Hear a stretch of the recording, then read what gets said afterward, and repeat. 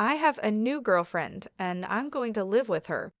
I'm divorcing you, and you need to go to your parents.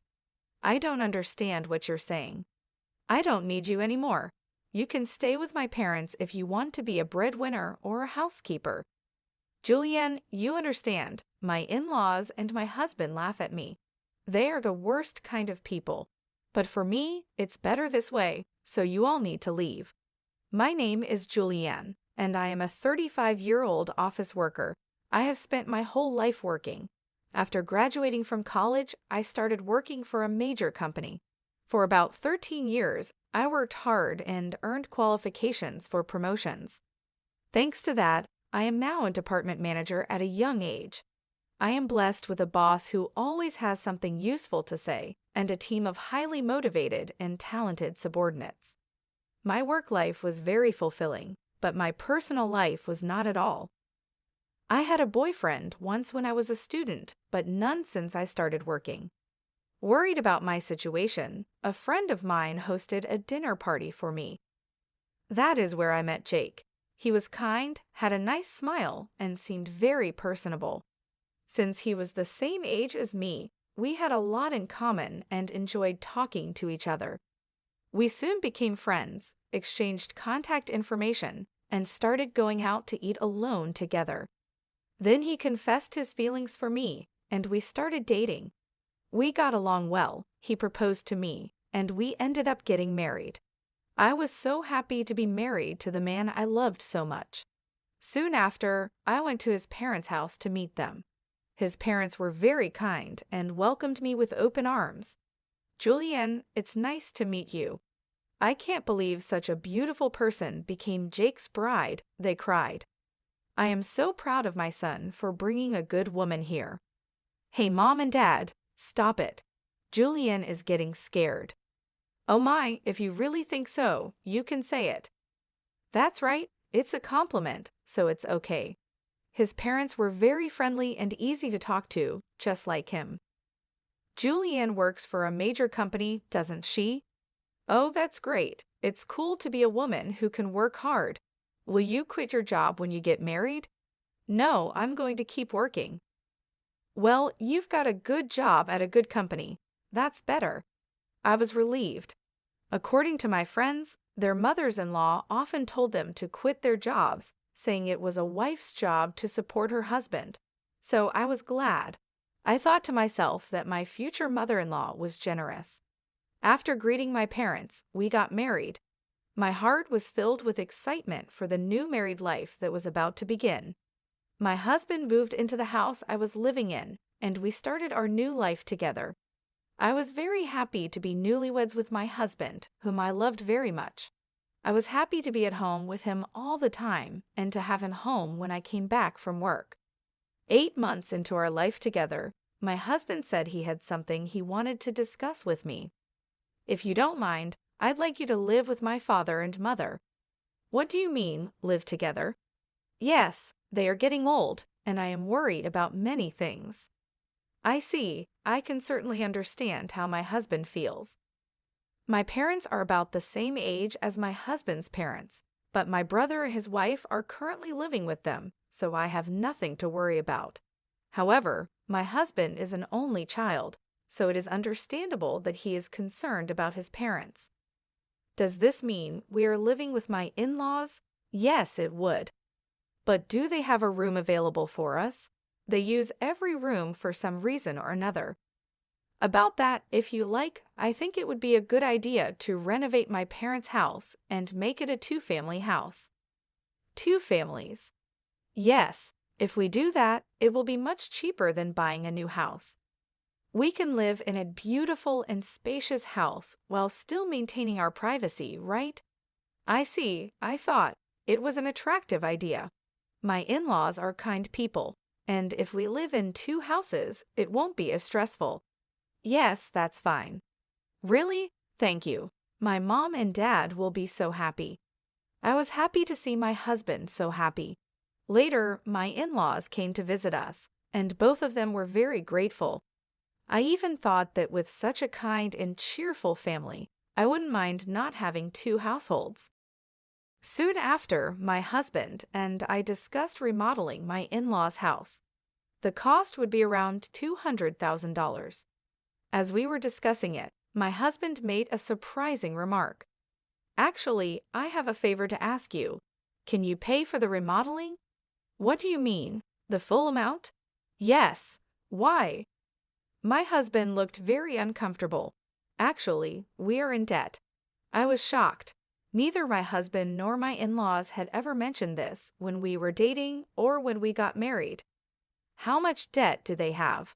About $250,000. What? I thought it would be a few tens of thousands of dollars, but I was surprised of the amount. I ended up shouting out loud. It wasn't so bad at first, but it gradually grew. Even if I tried to pay it back, I couldn't. My parents are already living on a pension, and the debt is getting bigger and bigger.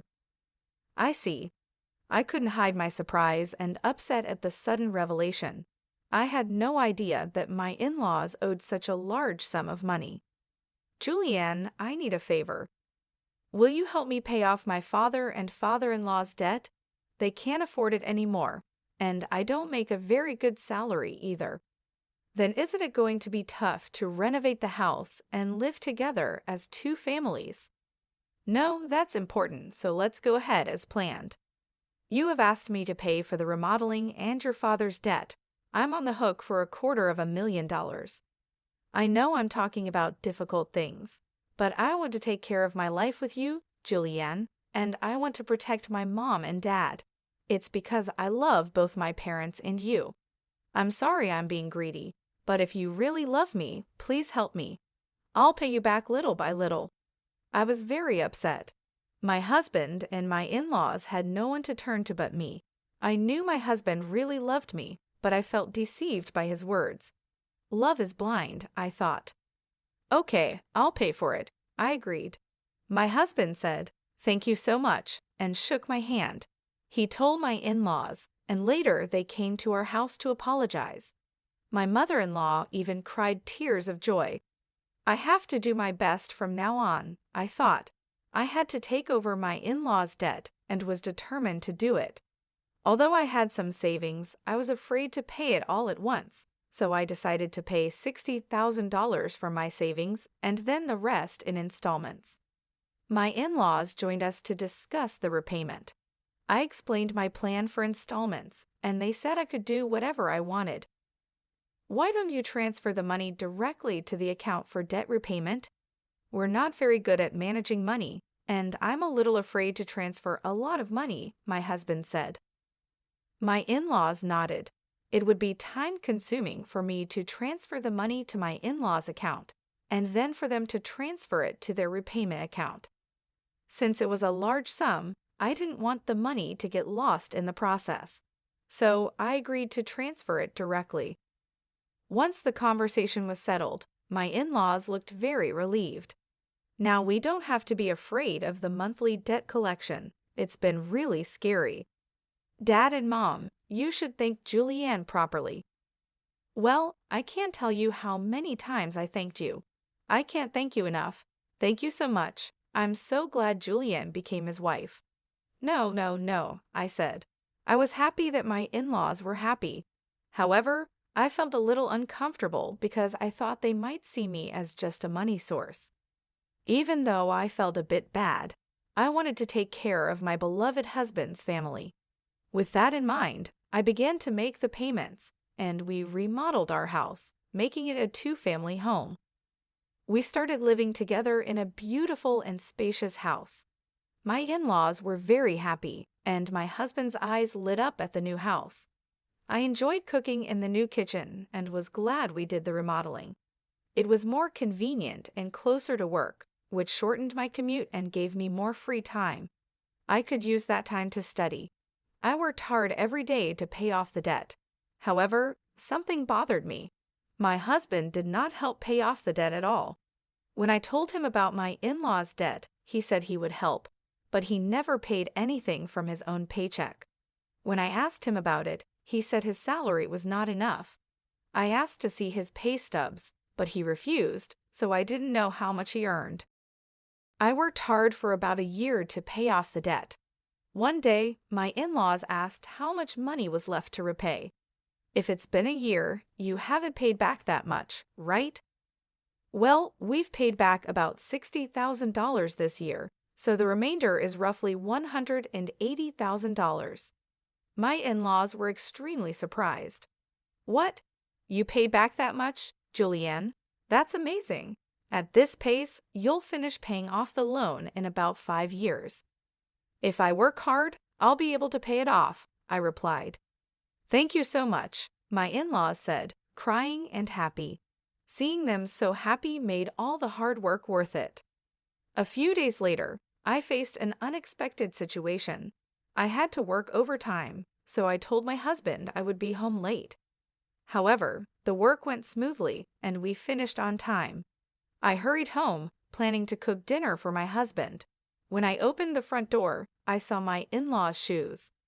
Oh, my in-laws are here, I thought. I walked toward the living room and heard my in-laws and my husband talking. You were right to marry that woman, weren't you, Jake? You did great. I can't believe you got a woman with that much money when I heard she works for a big company. I was really careful and seduced her. You should be more grateful. You should be more grateful. Oh my, you're one of the people who created that debt. What? But I owe the least. What are you talking about? How much did you spend on horse racing? Your gambling is terrible. I get a jackpot once in a while, so sometimes we were actually ahead. How can you be ahead when you owe $250,000? But at this rate, we'll be able to get out of debt and get back on track. That's really great, and she even remodeled our house. I got a really good wife. Well, I'm going to dump her after she pays off the debt. My husband and in-laws laughed. I was so shocked I couldn't move from the front door for a while. After calming down a little, I made a loud noise as I closed the lock and said, "I'm home," from the front door. When I went to the living room, my in-laws and husband greeted me with smiles. "Oh, Julian, welcome home. Good job, good job. Well, we're going back to our room. Let's have dinner together again soon." I was so afraid of their gentle smiles because I had heard their earlier conversation. Seeing my husband pretending to be a good husband with a smile on his face shocked me. I wondered why I had been working so hard to pay them back. "Didn't you say you had to work late today?" "Yeah, but I finished earlier than expected, so I hurried home to cook dinner." I tried my best to act calm until dinner, so my husband wouldn't realize what I had heard. Later, when my husband was taking a bath, I stayed in my room and cried alone. Crying as hard as I could made me want to get back at my husband and in-laws. From then on, I acted quickly. I began to prepare for the divorce and made plans for what to do afterward. About 5 months passed. I pretended to be happy and told my husband that I had paid off my in-laws' debt. My husband's eyes widened. "What? You paid off the debt? That $250,000? That was supposed to take roughly 5 years, right?" "Actually, I have quite a bit of money saved up, but I was afraid to pay it off all at once. So I started taking out a little bit from my salary and savings. But we were already below $200,000, and I thought it would be better to pay it all off at once." "I see," I said. Then I asked, "Do you mind if I check?" and showed my husband the bank book. Oh, it's true. $180,000 was paid all at once. My husband tried to hide his excitement, but I could see he was itching to get out of there. "Wow, Julianne, thank you. My parents are going to love this." He put his hands on his face, pretending to cry, but I knew it was just an act. Soon after, my in-laws came and thanked me. "Thank you so much. I'm so glad I met Julianne. You're like a blessing." If I hadn't known the truth, I would have been happy to hear their thanks. But I knew what they were really like, and I only acted nice because I was ready for my plan. A few days later, my husband asked to speak with me. He looked very serious. "What's going on?" I asked. "I'm sorry, Julianne, but you have to leave me." "What do you mean?" I acted surprised on purpose. I have a new girlfriend. What? I'm going to live here with her, so I'm divorcing you. You're going to my parents' place. I was shocked by Jake's unexpected statement. I knew from overhearing their earlier conversation that my husband would leave me once the debt was paid, but I didn't expect him to openly declare his infidelity. What did he mean by sending me to his parents' place? I don't really understand what you mean, I said. My husband's mood turned sour. You're not very understanding at all. I don't need you anymore, but as a breadwinner or a housekeeper, I can keep you here. Then the front door opened, and my in-laws came in. Jake, did you finally tell her? Yeah, I told her. I wish I could have been there for that moment. You can come to our house if you do the chores for us. Of course, we'll charge you rent. My in-laws and husband laughed at me. They were the worst people ever. All of you need to leave, I said. My in-laws rolled their eyes at my comment. What are you talking about? Have you forgotten? I can easily pay for the renovation myself. You changed the name of the house to mine, so I have the rights to this house. I could decide who lives here and who has to leave. My in-laws' faces turned pale at my comment. They finally remembered about the house title. I was really dumbfounded.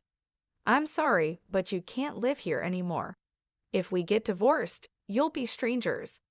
My in-laws realized the seriousness of the situation, but my husband, not wanting to be outdone, retorted, "But you took over our debt and paid it in full. You're the one losing money.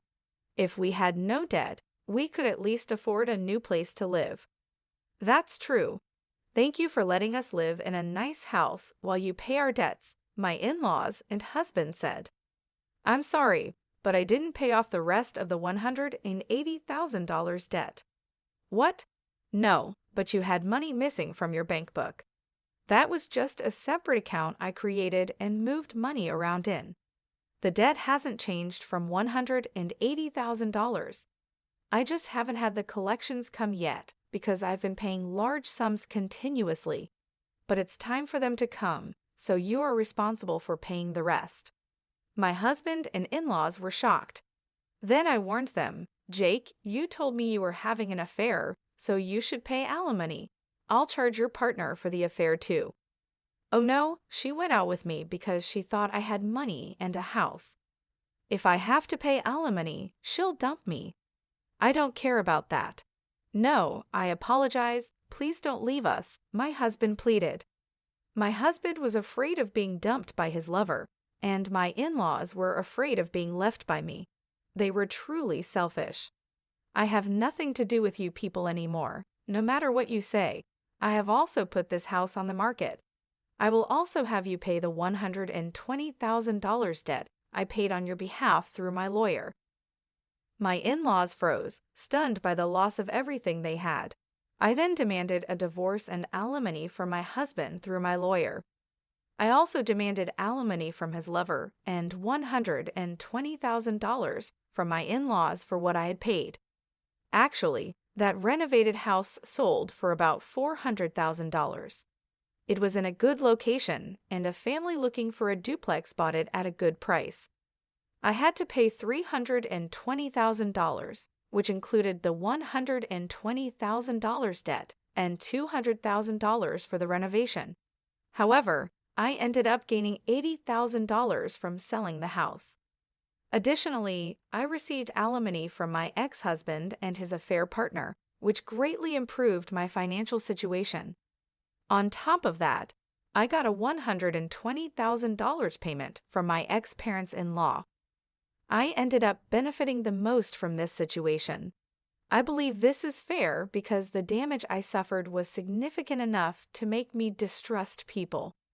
Initially, I had savings because I was learning how to invest, with the goal of paying off my in-laws' debts as quickly as possible. Since I had substantial savings to begin with, I invested tens of thousands of dollars, and my assets grew significantly in about a year.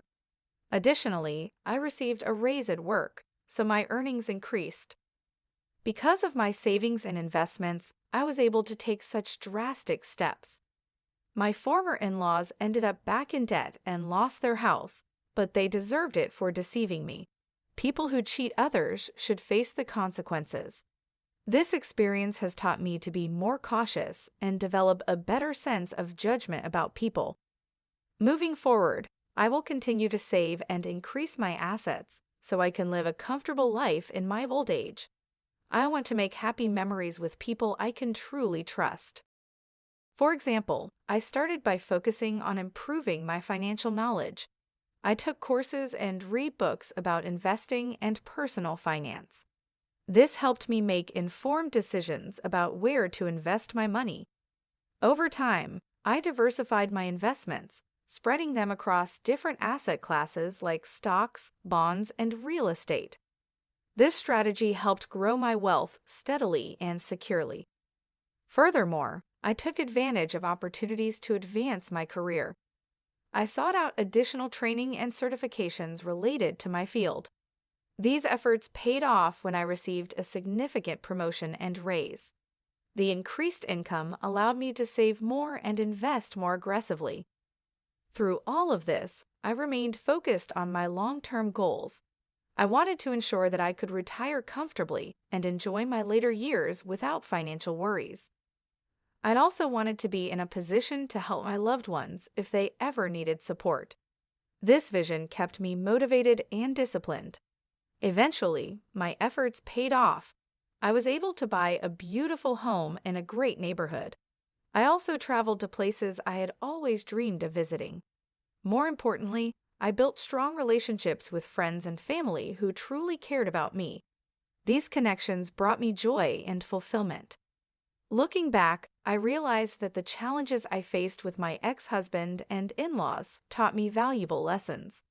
They pushed me to become more self-reliant and financially savvy. They also helped me appreciate the importance of surrounding myself with trustworthy and supportive people. In conclusion, I transformed a difficult situation into an opportunity for growth. By focusing on my financial health and personal development, I created a better future for myself.